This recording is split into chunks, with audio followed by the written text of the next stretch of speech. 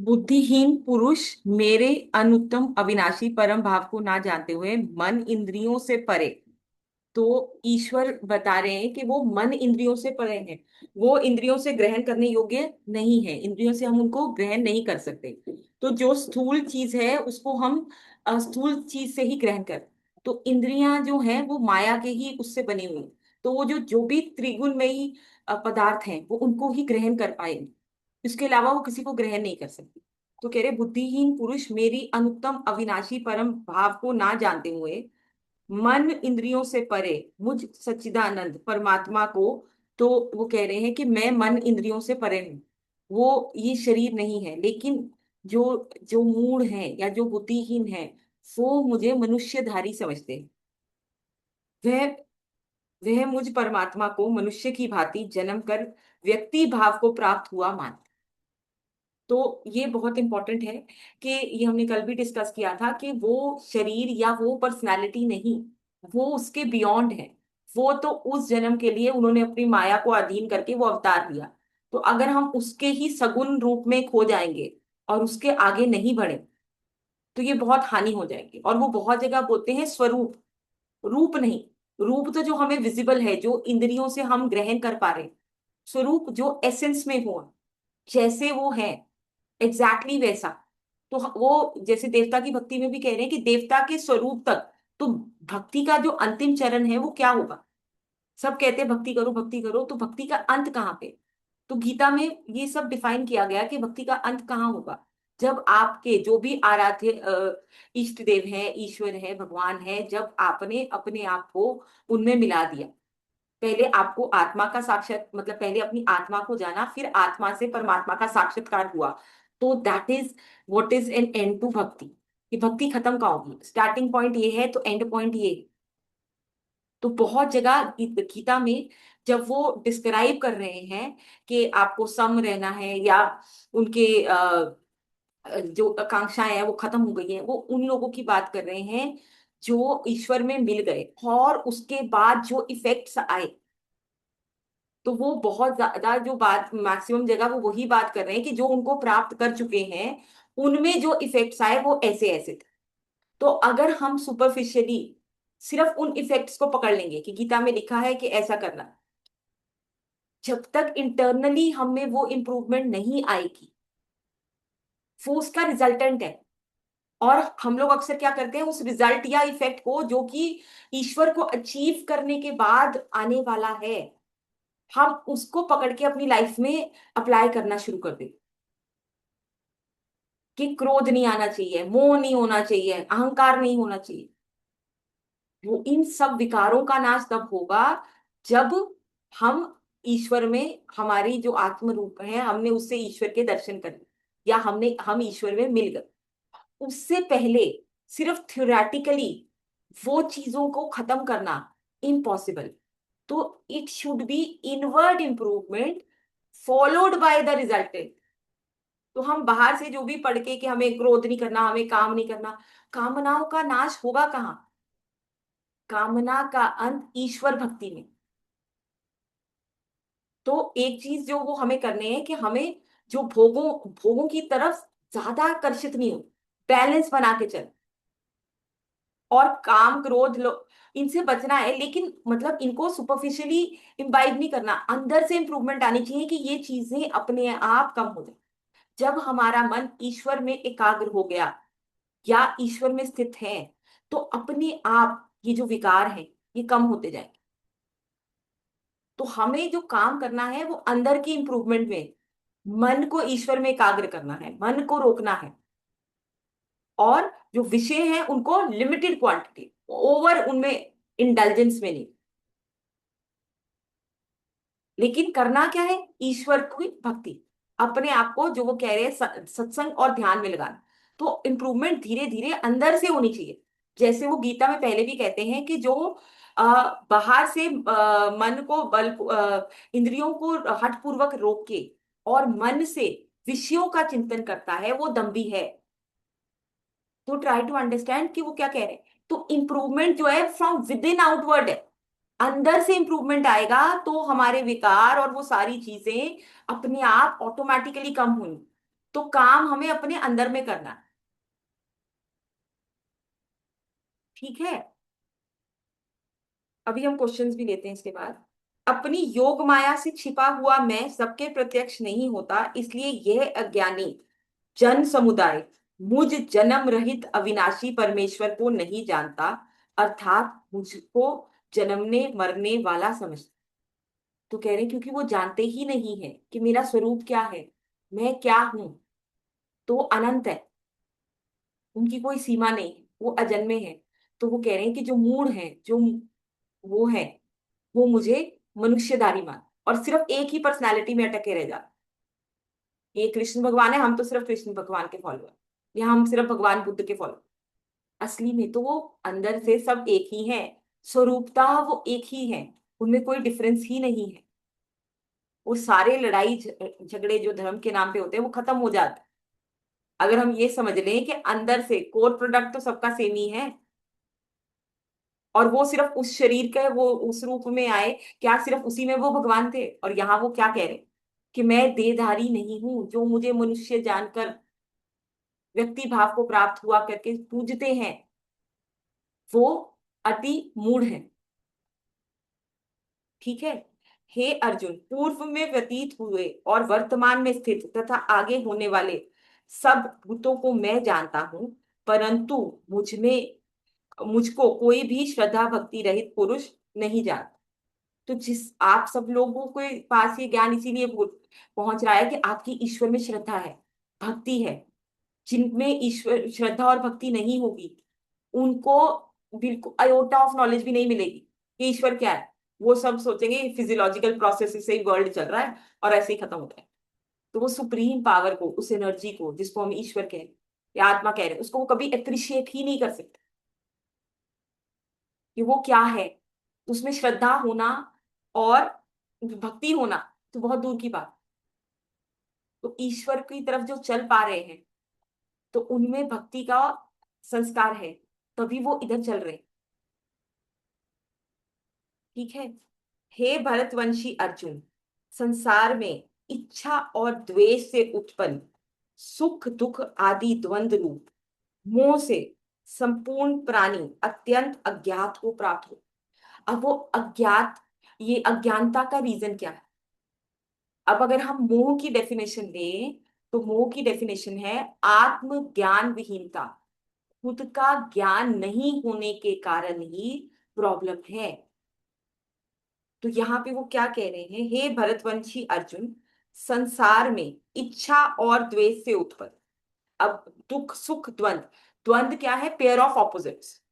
सुख दुख गर्मी सर्दी, एक्सट्रीम, मतलब एक ही चीज के एक्सट्रीम है। यहाँ पे टेम्परेचर बहुत हाई है तो गर्मी है, इसी रेंज पे टेम्परेचर बहुत लो गया और तो सर्दी हो। तो ये पेयर ऑफ ऑपोजिट्स है। यही अगर हमें मतलब सब कुछ अगर सम हो तो हम इसको अप्रिशिएट नहीं कर सकते। क्योंकि दुख है तो ही हम सुख को अप्रिशिएट कर सकते हैं, क्योंकि फेलियर है तो ही हम सक्सेस को अप्रिशिएट कर।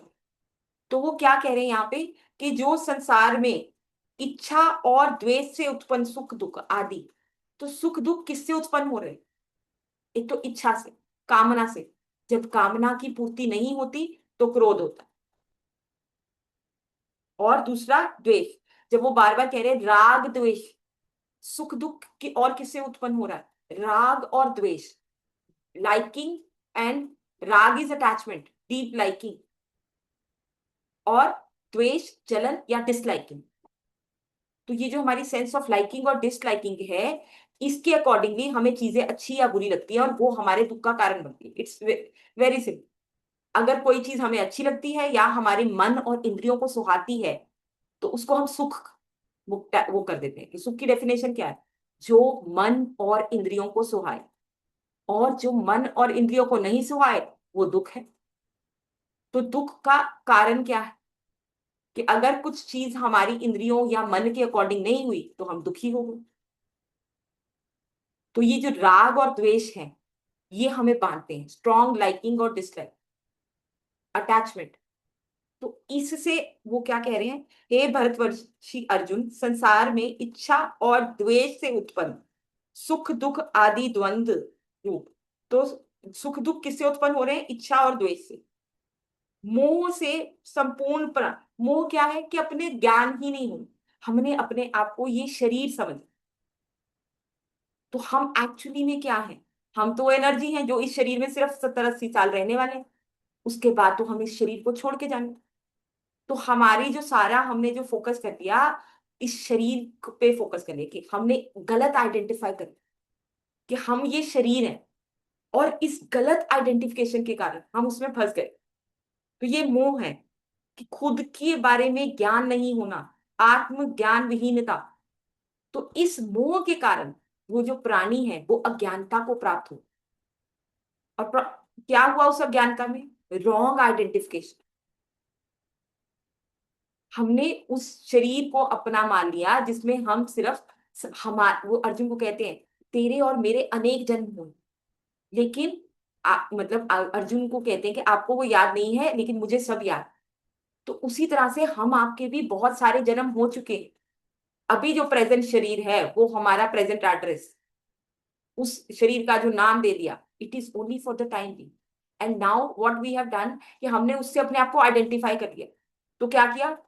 सब कुछ हमारे जो एफर्ट्स थे वो इस शरीर के जो भी रिश्ते नाते थे, जो इस शरीर की ड्यूटी थी, या जो भी इस शरीर को अच्छा लग रहा था, हमने सारा फोकस उधर डिविएट कर, मतलब उधर शिफ्ट कर। और जो हम खुद हैं, जो एनर्जी हम हैं, जो हम इतने जन्मों से चले आ रहे हैं, उसकी इंप्रूवमेंट की तरफ या उसके प्रति हमने कोई ड्यूटी की ही नहीं।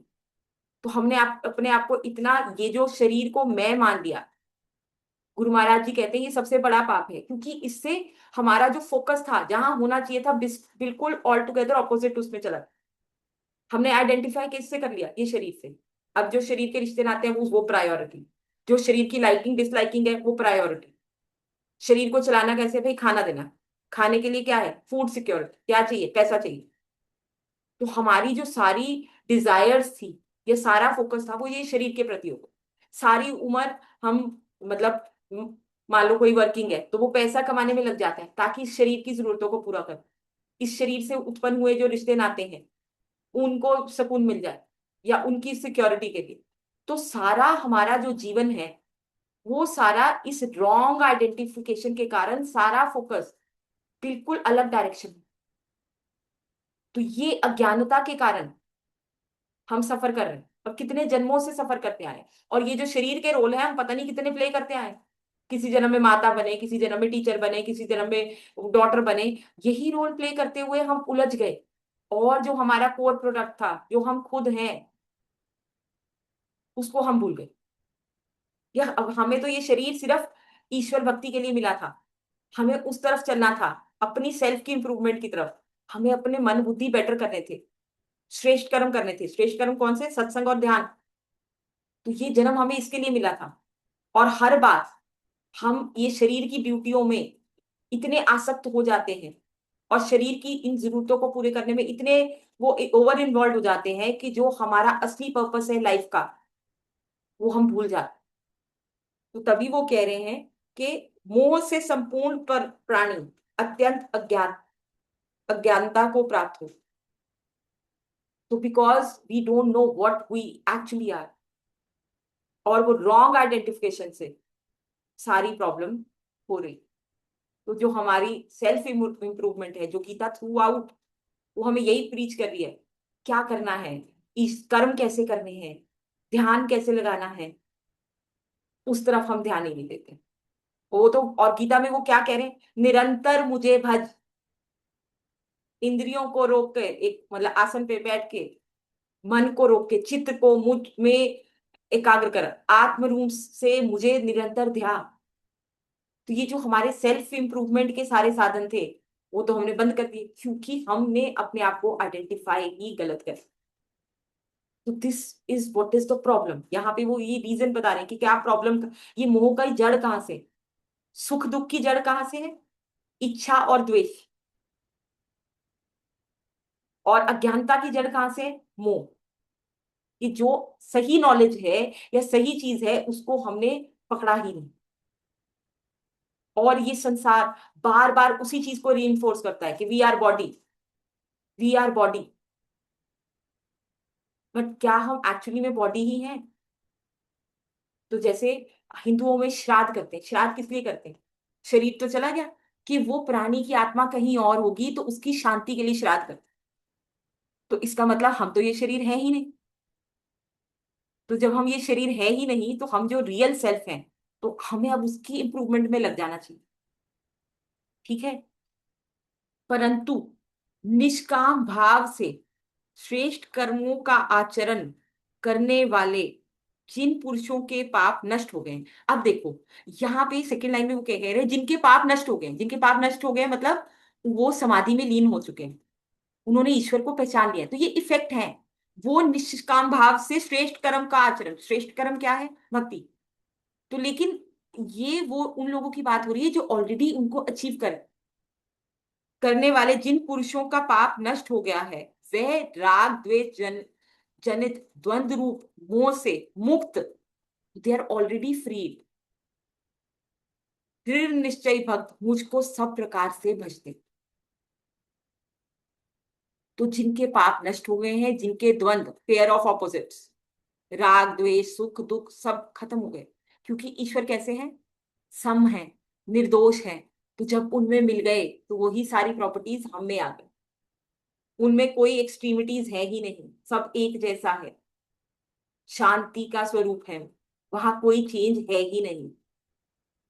तो जब ईश्वर में मिल जाएंगे, तो तब ये द्वंद्व हमें तंग नहीं करेंगे।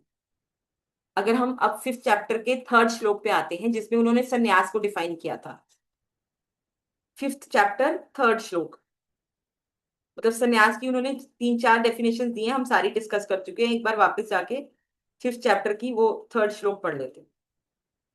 हे अर्जुन, जो पुरुष ना किसी से द्वेष करता है और ना किसी की आकांक्षा करता है, वह कर्मयोगी सदा सन्यासी ही समझने योग्य है। क्योंकि राग द्वेष द्वंद्वों से रहित पुरुष सुख पूर्वक संसार बंधन से मुक्त हो जाता। तो वो क्या कह रहे हैं, ये जो डिजायर्स और ये राग द्वेष, यही हमें बांधे। जिन जो इनसे फ्री हो गए, तो वो सन्यासी ही है। तो सन्यास की डेफिनेशन और कुछ नहीं है, कि जो जिनकी आकांक्षाएं खत्म हो गई, तो ये बाहर से सोचने से कि खत्म हो जाएंगी, नहीं। जो ईश्वर में लीन हो गया, वो निष्काम है, उनमें कोई कामना ही नहीं, तब उनमें कोई कामना बचेगी ही नहीं। तो improvement should be from with in. हमें अपनी मन और बुद्धि को बेटर करना है। और जब सब कहते हैं कि मन नहीं लगता सत्संग में, उसके दो रीजन है। एक तो उसको बुद्धि का टॉनिक, बुद्धि को सत्संग का टॉनिक नहीं दिया गया, कि बुद्धि को उसके ऊपर वाला बेटर कंट्रोल कर ले। अगर हम सत्संग करते रहेंगे, तो मन अपने आप। और सेकेंडली, मन को उस चीज की प्रायोरिटी समझ में नहीं है। मन को ये शरीर की प्रायोरिटी समझ में आई है, कि इस शरीर के लिए भोजन आवश्यक है, कपड़ा आवश्यक है, उसके लिए हमें कब पैसे चाहिए, और वो पैसों की तरफ सब भाग रहे हैं। Everybody is running. क्यों? कि भाई उससे उनको सिक्योरिटी फील होती है, क्योंकि अपने आप को शरीर मान। तो जब हमें समझ में आएगा कि हम शरीर है ही नहीं, तो मन को जब हम प्रायोरिटाइज कर पाएंगे, तो भैया मैं तो कुछ और ही हूँ। ये 80 ईयर्स का तो मुझे इंप्रूवमेंट के लिए मिला था, और मैंने फिर उसी सब चक्करों में गवा दिया। जैसे जब हम सपने में होते हैं, तो जो सपना है वो हमें सत्य प्रतीत हो रहा हो, लेकिन जब हम जागते हैं, when we rise to higher level of consciousness, तब हमें प्रतीत होता है कि सपना। वैसे ही जिस तरह के जागने में हम हैं, अगर हम उससे हायर लेवल ऑफ कॉन्शियसनेस में चलेंगे, तुरियातीत अवस्था या चौथी अवस्था में चले जाएंगे, तो हमें जो अभी प्रेजेंट स्टेट है, वो भी सपने जैसा ही लगे। तब हमें समझ में आएगी कि सच्चाई क्या है। तो अभी तो ये माया का ही खेल है, जिसमें हम सब उलझे पड़े। ठीक है। तो दृढ़ निश्चय भक्त मुझको ही सब प्रकार से, तो जिसने ईश्वर को समझ लिया, तो अब उसके लिए संसार में कुछ बचा नहीं है पाने के लिए। उसको समझ में आ चुकी। अब एक छोटा बच्चा है, अब जब तक वो 2-3 साल का है, उसके लिए टॉय की इंपॉर्टेंस है। आप उसको 1000 रुपीज भी दे दो, तो वो नहीं लेगा। वो कहेगा मुझे वो 2 टॉयज ही चाहिए। उसको नहीं पता कि वो 1000 रुपीज से 4 टॉयज खरीद सकते, क्योंकि उसको उसकी इंपॉर्टेंस नहीं पता। अब जब वो बड़ा हुआ, अब उसको आप बोलो कि टॉय ले ले या 1000 रुपीज ले ले, वो क्या लेगा? जब उसको समझ में आ गई, मनी की इंपॉर्टेंस समझ में आ गई, तो वो कहेगा भाई मैं पैसे ले लेता हूँ, उससे तो मैं 4 टॉयज खरीद। तो जिसको ईश्वर मिल गए, उसको संसार में पाने के लिए कुछ रहेगा? तो ना तो कोई कामना रहेगी, ना कुछ और रहेगा, और उसको पता है कि और कहीं कुछ है ही नहीं, सब ईश्वर का ही स्वरूप है। तो वो फिर सिर्फ ईश्वर को ही भजेगा, उसको और कुछ करने के लिए रह ही नहीं गया। तो वो क्या कह रहे हैं, दृढ़ निश्चयी भक्त मुझको सब प्रकार से भजते हैं। तो जिन्होंने ईश्वर को प्राप्त कर दिया, तो उसमें क्या, उनमें क्या क्या होगा? एक तो निष्काम भाव आ गया, उसको कोई कामना बची नहीं। जब उनको बेस्ट चीज मिल गई, जो सच्चिदानंद है, जो अल्टीमेट सुख का स्रोत है, जो ब्लिस का स्रोत है, वो मिल गई, तो वो मटेरियल चीजों के पीछे क्यों भागेंगे? तो अब मटेरियल चीजों की जो सार्थकता है वो बिल्कुल उनके लिए खत्म हो, और उनके सारे पाप नष्ट हो चुके, और जो भी स्ट्रॉन्ग लाइकिंग, राग द्वेष जनित, उन सब से वो मुक्त हो चुके, और उनको अब पता है कि सिर्फ ईश्वर ही है, और वो हर प्रकार से उन्हीं को भजे। ठीक है। अब ये वाला, हाँ, जो मेरी शरण होकर जरा और मरण से छूटने के लिए यत्न करते हैं, वह पुरुष उस ब्रह्म को, संपूर्ण अध्यात्म को और संपूर्ण कर्मों को जान। अब जब समझ में आ गया कि क्या है, जो मेरी शरण होके, जरा, यहाँ जरा का मतलब है बुढ़ापा, और मरण से छूटने के लिए यत्न करते, कि कितने जन्मों में हम जो है, हमारे इतनी बार जन्म हुआ और मृत्यु हुई, और उसमें कितनी पेन थी। जब समझ में आ गया, तो फिर क्या करेंगे? चाहेंगे ना कि इस शरीर की बॉन्डेज से रिहा हो जाएं। कितने जन्मों से हम भटक रहे हैं, और सुख की तलाश में भटक रहे हैं, और सुख कहाँ है? ईश्वर। जब ये बात अंदर तक समझ में आ गई, तो वो लोग फिर इस आवागमन के चक्कर से छूटना चाहेंगे। तो क्या पाना चाहेंगे? मोक्ष, निर्वाण। ये जो शरीर की कवरिंग है, ये हट जाए और ईश्वर से मिल जाए, क्योंकि इस शरीर में यही है, जवानी, बुढ़ापा, डेथ, बीमारी, रोग, यही। तो जिनको इसको एक्चुअली में समझ में आ जाता है, हम अभी पढ़ते हैं, लेकिन फिर थोड़ी देर के बाद फिर संसारिक चीजें हावी हो जाती, फिर हम भूल जाते हैं। जिनको एक्चुअली में समझ में आ गया, जैसे भगवान बुद्ध को, कि इस शरीर में और कुछ नहीं है, तो वो सुख की तलाश में या सत्य की तलाश में निकल गए। तो वो क्या कह रहे हैं कि जो मेरी शरण होके बुढ़ापा और मरण से छूटने के लिए यत्न कर रहे हैं, और यत्न कैसे करना है वो सारा उन्होंने पहले एक्सप्लेन कर दिया, ध्यान के द्वारा। मेरी शरण होकर मतलब सरेंडर, कंप्लीट सरेंडर करके, और इनको समझ में आ गया कि इस शरीर की सार्थकता कुछ भी नहीं, इस शरीर की सार्थकता सिर्फ ईश्वर भजन में है। और ये नर्तन पाकर विषयों में मन दे दिया, तो वो कहते हैं कि ऐसा कर दिया जैसे अमृत देके जहर ले लिया, कि आपको ये मनुष्य का शरीर भक्ति के लिए मिल रहा था, और आपने क्या करा, विषयों में दे दिया।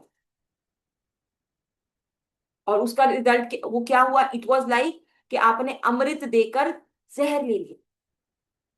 आप हमेशा के लिए इन शरीर के बंधन से मुक्त हो सकते थे, फ्री हो सकते थे, no more cycle of birth and death. लेकिन वो उस चक्र में पड़कर, ऋषियों के चक्कर में पड़ के वो, तो जो समझ गया, जिसको ये बात इन डेप्थ अच्छी तरह से अंदर तक समझ में आ गई, तो वो फिर इस शरीर से छूटने की कोशिश करे। उसको पता चल गया कि असली स्रोत ईश्वर है, और हम उनके अंश हैं। तो जिस दिन ये अंश आत्मा परमात्मा में मिल गई, योग एडिशन, आत्मा का परमात्मा में एडिशन हो गया, जिस दिन इस शरीर के ऊपर से सारी कवरिंग्स हट गई, मोक्ष हो गया, निर्वाण हो गया, तो फिर क्या है? Ultimate bliss. तो जो इस तरफ चलने की कोशिश करते हैं, मरण, बुढ़ापे और मरण से छूटने की कोशिश करते हैं, मुझको कंप्लीट सरेंडर करते हैं, वही पुरुष ब्रह्म को, संपूर्ण अध्यात्म को और संपूर्ण कर्म को जान। तो बाकी सबको नहीं समझ में आ रहा, जो समझ गया और फिर इस बात को फॉलो करने लग गया, उसको ही एक्चुअली में समझ में आया कि अध्यात्म क्या है। जो जीवात्मा है वो अध्यात्म है। अभी ये 8 चैप्टर की स्टार्टिंग में वो सारा यही डिफाइन करते हैं। और ये जो लास्ट श्लोक है ये भी उसी चैप्टर की कंटिन्यूएशन का ही मतलब लिंक है ये। जो पुरुष अधिभूत अधिदेव सहित तथा अधियज्ञ के सहित सबका आत्मरूप मुझ मुझे अंत काल में भी जानते हैं, वह युक्त चित्त वाले पुरुष मुझे जानते हैं अर्थात प्राप्त हो जाते हैं। तो ये जो तीन वर्ड्स आ रहे हैं ये नेक्स्ट चैप्टर की स्टार्टिंग में इनका एक्सप्लेनेशन है, तो उनको हम वहां कवर करें। लेकिन वो कहना क्या चाह रहे हैं इस श्लोक से कि जो मुझे अंत काल में भी, एंड में भी जिनको हो गया, वह युक्त चित्त सही, जो सही युक्त मतलब सही चित्त वाले पुरुष मुझे जानते हैं, जो जान गए ईश्वर कंपोनेंट फॉर्म, तो फिर वो मुझे ही प्राप्त हो। ठीक है, कुछ क्वेश्चंस हैं। तो ये वाले जो तीन वर्ड्स हैं ये 8th चैप्टर की स्टार्टिंग में है, तो वो फिर हम आज नहीं कल लेंगे। उसमें सारा दिया हुआ है, कहते हो तो अभी ले लें या फिर नेक्स्ट उसमें ही ले। दीदी कोई कर बात। लेना, क्योंकि हाँ रिदम जी। टूट जाएगा। कर लेना दीदी ये वाला सेशन, ठीक है। मतलब वो हाँ ये ठीक। चैप्टर। ठीक है, तो कोई और डाउट है, किसी ने कुछ पढ़ा है, कहीं प्रॉब्लम आ रही है, कुछ भी है तो बताओ।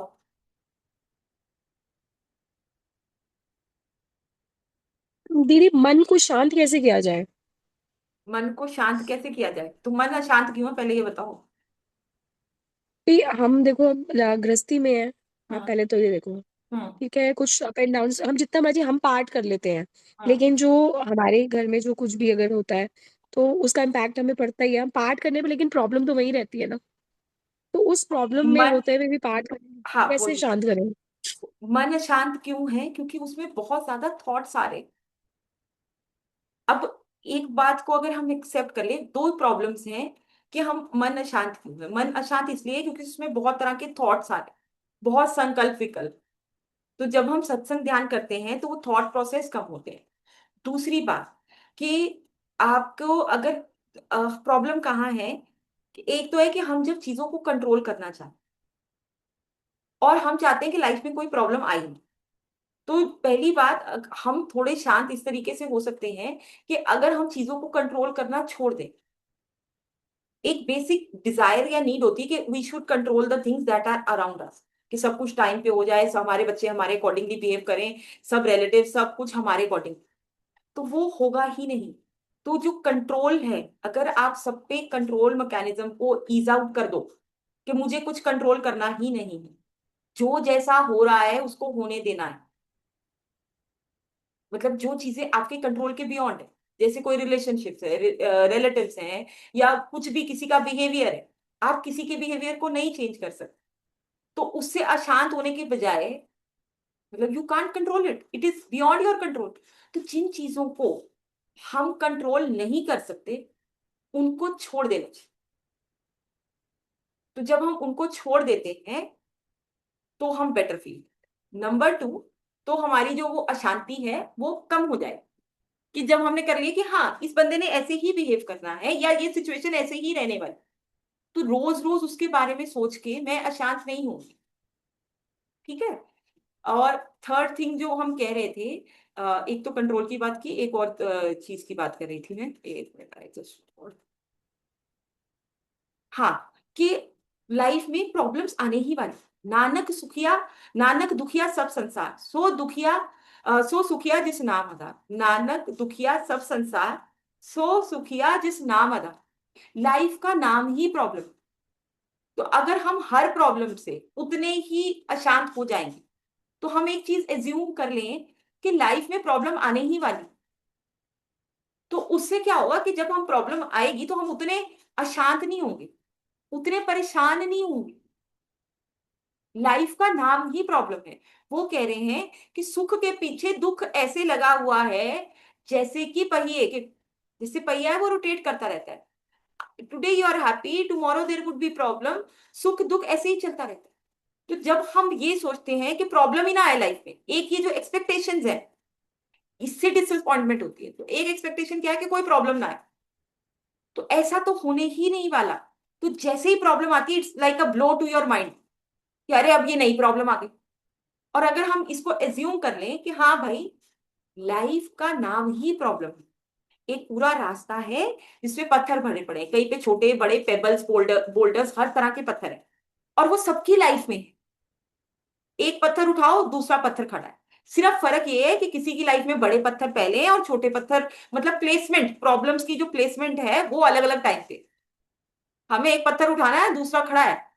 जो इंसान सेटिस्फाइड और हैप्पी एंड तक पहुंचेगा, वही विनर है। और वो सेटिस्फाइड और हैप्पी कैसे रहे? कि जब वो सत्संग ध्यान कर लेगा। दूसरी बात, एक्सपेक्टेशन अपनी लोअर रखेगा। तीसरी बात, चीजों को जो कंट्रोल करने की आदत है उसको छोड़ दे। तो जब हम ये छोड़ देते हैं कि हमें, मतलब परफेक्शन नहीं मिल सकता, और वो भी उन लोगों से या उन सिचुएशन से जो हमारे कंट्रोल में नहीं है, तो उनको छोड़ देना चाहिए, तो उससे मन शांत हो। दूसरी बात, किसी ने हमें कुछ कहा तो हम उसको लेके परेशान हो रहे हैं, उसने मुझे ऐसा क्यों कह दिया, मैंने तो किसी के साथ बुरा नहीं किया। हम बहुत शॉर्ट साइटेड हैं, हम सिर्फ अभी का देख रहे हैं। तो we should have believe in his justice system. जो जैसा कर रहा है उसको वैसा ही फल मिलने वाला है। या तो मैंने इसके साथ कुछ बुरा किया था तभी वो मेरे साथ कुछ बुरा कर रहा है, या नेक्स्ट जन्म में ही इज गोइंग टू पे बैक। तो have believe in his justice system, तो उससे आपकी रेस्टलेसनेस कम हो। ठीक है, तो ये ठीक है। 3-4 तरीकों से आप आपका जो ये प्रॉब्लम है, जो अशांत मन है, जब नदी है उसमें बहुत मूवमेंट है, बहुत हलचल है पानी की, जब वो ईश्वर में सागर में मिल गई। अब वो क्या, पैसिफिक ओशन को क्या कहते हैं, प्रशांत महासागर, बिल्कुल शांत है, कोई हलचल नहीं है, तो वो शांत हो, हलचल खत्म हो। तो पहला चीज है कि हम अशांत क्यों हैं, सत्संग और ध्यान बढ़ा दीजिए, चीजों को कंट्रोल करना छोड़ दीजिए। प्रॉब्लम नहीं आएगी, इस एक्सपेक्टेशंस को हटा दो। और किसी ने कुछ कहा, छोड़ दो, either I have done something wrong, और ही कुछ भी ऐसे ही नहीं होता। तो कनेक्ट, और चीजों को छोड़ने की आदत, लेट गो। जितना हम पकड़ के रखते हैं, हम ये मेडिकल की लाइन में भी देखते हैं, जो पेशेंट अपनी प्रॉब्लम या हेल्थ को लेके ओवर कॉन्शियस रहते हैं, उनको रिकवर होने में ज्यादा टाइम लगता है, क्योंकि उनका सारा ध्यान इसी में है कि प्रॉब्लम कैसे है और ये कैसे ठीक होगी, या ये प्रॉब्लम है। तो जो छोड़ देते हैं उनको, उनकी रिकवरी फास्टर हो जाती है। तो लेट गो, चीजों को छोड़ दो, हो गया खत्म। उस पे हम और टाइम वेस्ट नहीं कर सकते। हमारे पास लिमिटेड टाइम और एनर्जी है। इस जन्म में हम बिल्कुल लिमिटेड टाइम और एनर्जी के साथ पैदा हुए हैं। तो हम अपनी एनर्जी व्यर्थ की बातों में लगा के, हमें वो एनर्जी को कंजर्व करना है। हम जब जब इंद्रियों के घाटों से